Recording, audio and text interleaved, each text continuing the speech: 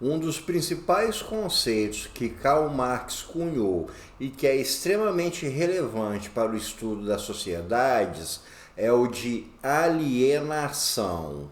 Vamos falar um pouco mais sobre esse tema? Então clique em curtir, se inscreva e vamos embora!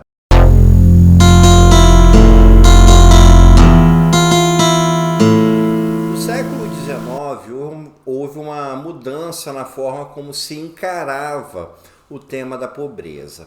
A pobreza é algo que é abordado desde milênios atrás. Na própria Bíblia, Jesus Cristo fala sobre os pobres, sobre a pobreza. E ao longo da história sempre houve muitas abordagens sobre isso. Por exemplo, na Inglaterra do século XVI e XVII tinha leis sobre uma espécie de caridade com relação aos pobres, mas começaram a haver uma discussão sobre o porquê do existir a pobreza, sobre como erradicar a pobreza.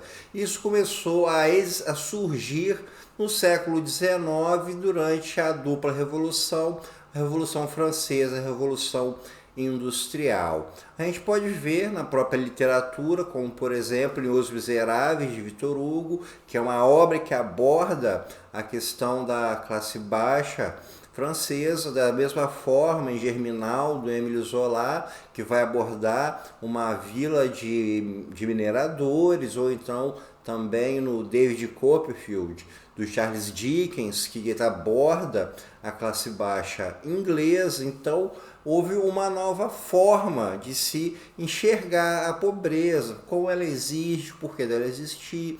E um dos nichos que surgiram nessa discussão foram os pensadores que são chamados de socialistas, como por exemplo Proudhon, Saint-Simon, La Salle, a Flora Tristan, e existe uma enorme quantidade.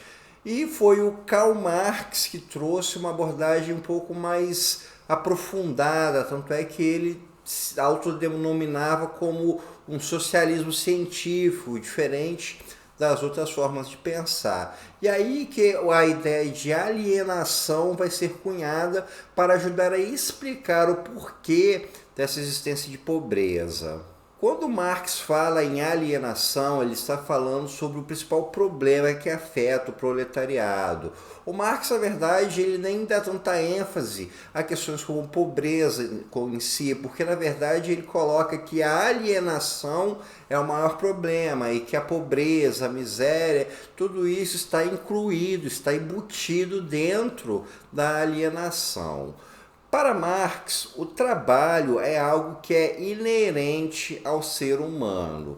O que faz o ser humano ser diferente dos outros animais, o que dá sentido para a existência humana é o trabalho, é a sua relação com o seu meio, a forma como o ser humano interage com o seu meio é através do trabalho, como por exemplo o lenhador que derruba madeira, o carpinteiro que faz uma mesa.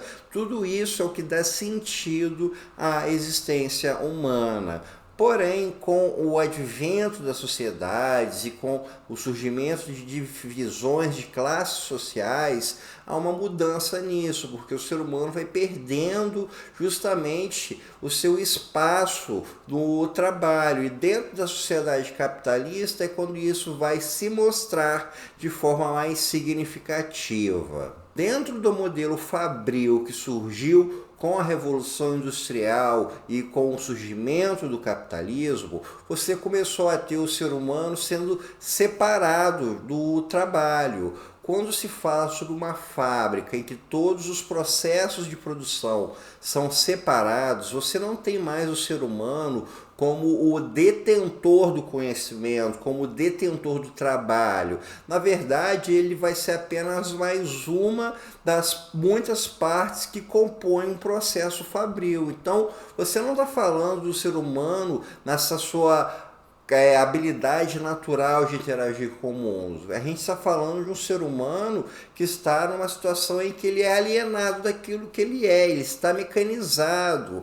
A famosa imagem do Charles Chaplin em tempos modernos mostra isso visualmente, em que você vai ter uma série de atividades repetidas a ponto daquilo se tornar o próprio movimento corpóreo da pessoa. Por quê? Porque o ser humano não detém mais o conhecimento. Se a gente pensar numa sociedade mais artesã, você vai ter o sapateiro que conhece todas as etapas da produção de um sapato.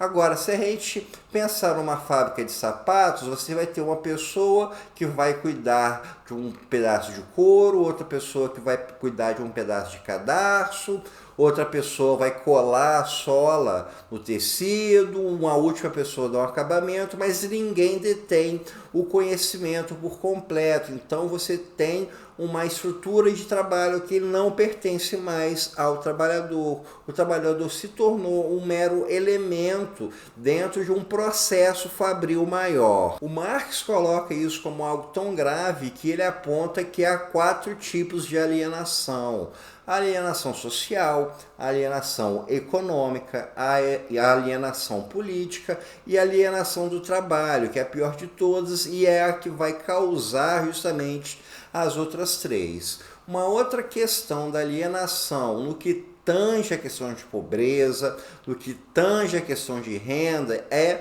o termo mais-valia. A mais-valia é a diferença entre o valor do trabalho do trabalhador e aquilo que o burguês vai obter no final. Se o gasto, o valor que um trabalhador coloca for 200 e o burguês vende a 600, 400 ficaram para o burguês. E essa seria a mais-valia, então, que seria o que formaria a riqueza do burguês. Então, o trabalho também seria alienado dessa forma, porque o trabalhador, o proletariado, ele também não ficaria com o produto do seu trabalho, ele ficaria apenas com uma pequena parte daquele todo que gerou a realização do produto final. Então, a mais-valia está inserida dentro desse contexto da alienação, porque é através dela que o trabalhador, que o proletariado vai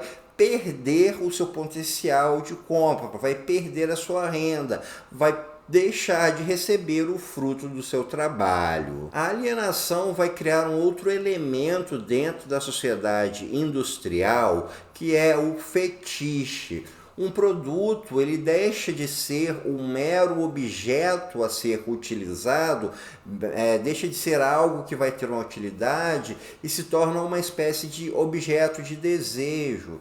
A gente pode pensar, por exemplo, nos nossos tempos atuais, a compra de aparelhos eletrônicos como telefones celulares, por exemplo, em que o valor é extremamente alto e é difícil dizer que o mero usufruto das capacidades daquele aparelho vale o seu preço, que na verdade o que move a compra não seria apenas um fetiche. É um caso bem claro na indústria da moda. Uma peça de roupa que para ser produzida custa R$30, você coloca o selo de uma marca, aquele produto passa a valer R$250, porque isso é um fetiche. Esse aí, desejo por consumo, essa necessidade de consumir excessivamente, de ter determinados consumos que nem sequer são práticos, nem sequer são úteis, tudo isso também está dentro desse processo de alienação, de fazer com que o comportamento do proletariado seja levado para um consumo em massa, para um consumo massivo, um consumo que ele é até desconectado de uma realidade prática, como pagar caro por uma roupa que não vale aquilo, como pagar por algo que você simplesmente não precisa apenas porque está na moda, apenas porque as outras pessoas possuem, ou então porque os meios de comunicação e a publicidade incentivam que aquilo seja consumido. O conceito de alienação ele se estendeu bastante depois do pensamento de Marx. O Antônio Gramsci foi um dos nomes mais conhecidos porque ele trabalhou muito a questão da ideologia, de que a ideologia seria um dos principais elementos através da qual o proletariado seria subjugado pela burguesia. Da mesma forma ocorre com a Escola de Frankfurt, que ao falar sobre indústria cultural, ao falar sobre como o racionalismo estaria escravizando o ser humano, isso tudo também são derivados desse pensamento da alienação que foi cunhado por Marx. Então, dessa forma, a gente tem uma noção sobre como Marx concebeu a sua ideia sobre como o proletariado é explorado. Ele é alienado do seu trabalho, o seu trabalho não é algo que faça sentido para ele, não é algo que lhe dê satisfação, é algo do qual ele não recebe os frutos, é algo que pode causar frustração e também é levado a ser transformado uma sociedade de consumo, onde os bens não vão ser mais algo que tem utilidade para a sua vida, mas sim meros objetos de desejo. Então, pessoal, isso é tudo por hoje. Espero que vocês tenham gostado e até o nosso próximo encontro.